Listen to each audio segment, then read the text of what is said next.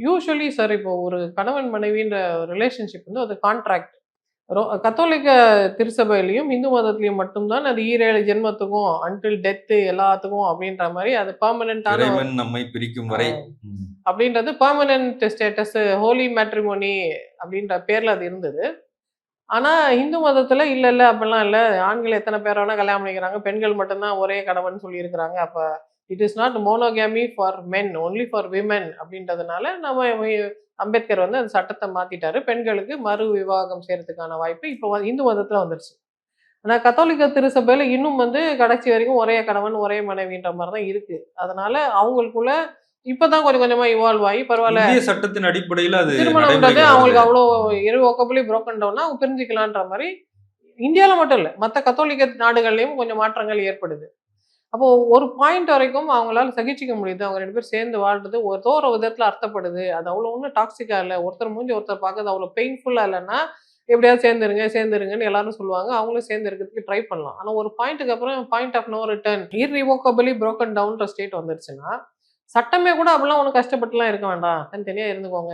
உங்க இஷ்டப்படி இருந்துக்கோங்க. திரும்ப சிங்கிள் ஆயிடுங்க. வேணா ரீமேரேஜ் பண்ணிக்கோங்க. அதெல்லாம் உங்க சாய்ஸு.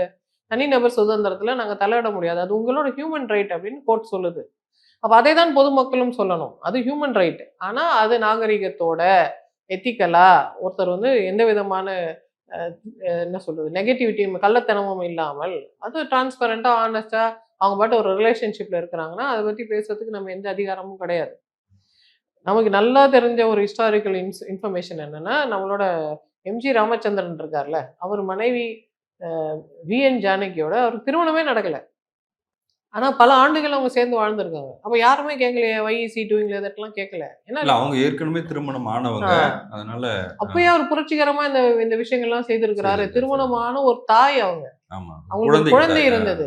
ஸோ அப்ப அது இவருக்கு 2 முறை திருமணமானவர். அவங்க 1 முறை திருமணமானவர். அவங்களுக்கு குழந்தை இருந்தது. அதெல்லாம் அந்த காலத்துல அந்த தமிழ் சூழ்நிலையில பெரிய அதிசயமான விஷயங்கள். ஆனா அந்த காலத்திலேயே அத எம்ஜிஆர் செய்துட்டார். அது மாரி இப்போ இவர் வந்து அவரோட எக்ஸ் ஒய்ஃப்க்கு அவர் எந்த அநியாயமும் செய்யாமல் நியாயமா பிரிஞ்சு திரும்ப சிங்கிள் மேன் ஆயிட்டு அவர் வேற ஒரு ரிலேஷன்ஷிப்ல இருக்காருன்னா, அத பத்தி கேட்கறதுக்கு நமக்கு எந்த உரிமையும் கிடையாது.